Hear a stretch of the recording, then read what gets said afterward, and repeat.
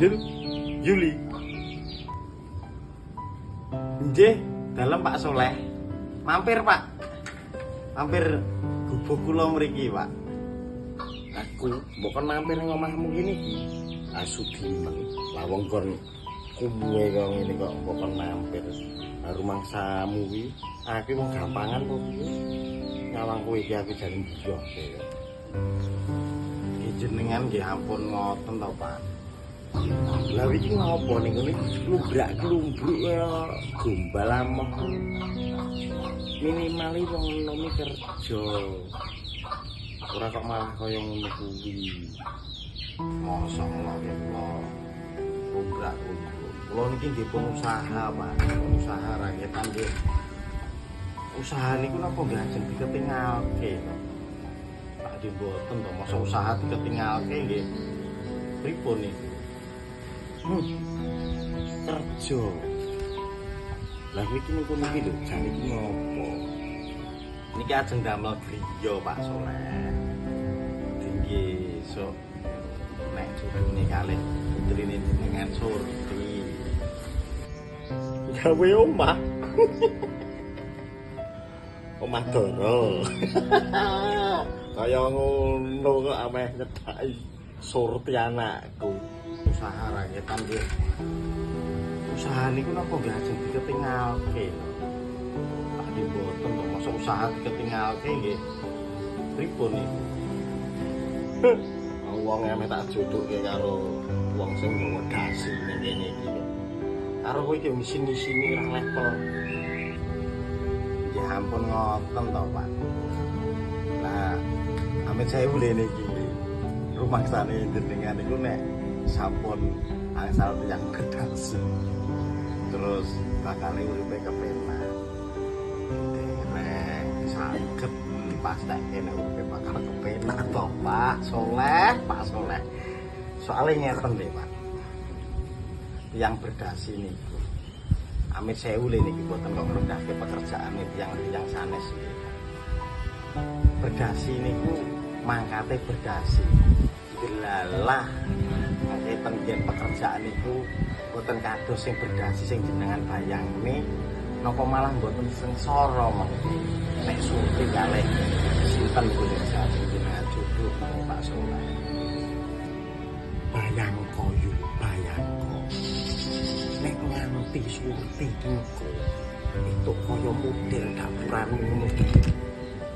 Ora tonggo-tonggo karo ngene iki. Ora isin nyawang aku iki. Mosok kok Soleh kok anake bong bayi entuk mantu bermodel kaya Yulia ngono kubrak kerja. Ki amit sewu Pak Soleh. Ngeten. Nek masalah tangga teparo terus isih. Lah maksudnya itu pripun? Lah wong sing menjalani hubungan iki. Oh kali Surti mboten kalih tangga.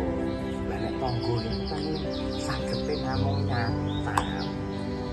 Tapi ora seneng elek diololo ngoten iki Pak Soleh. Jenengan niku amit sewu banget Pak Soleh. Ampun ngantos ngendah tiyang ngoten niku. Saelek-eleke kula ngenten nggih sing berjuang Pak Soleh. Supaya ngeten Pak Soleh. Coba kali berbeda kali kerja.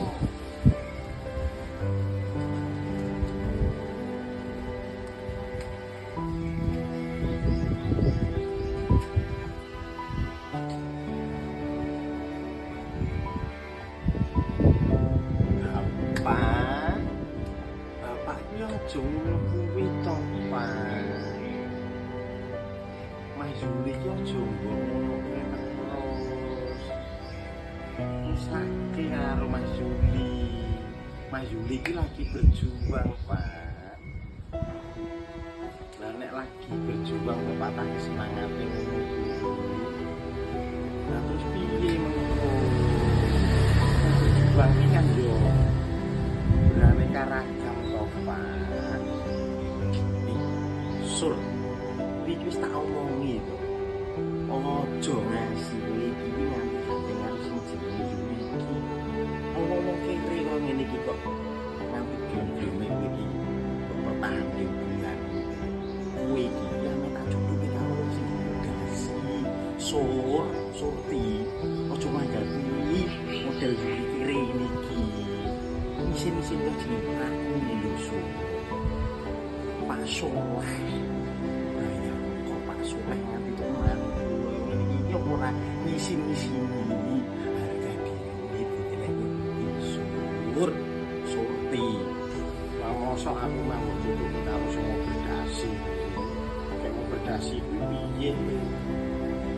Kayak mau berdasi kuwi ku. Mangkate tok kerja berdasi.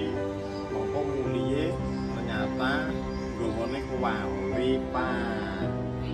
Nek. Seto Pak ngendi to, Pak?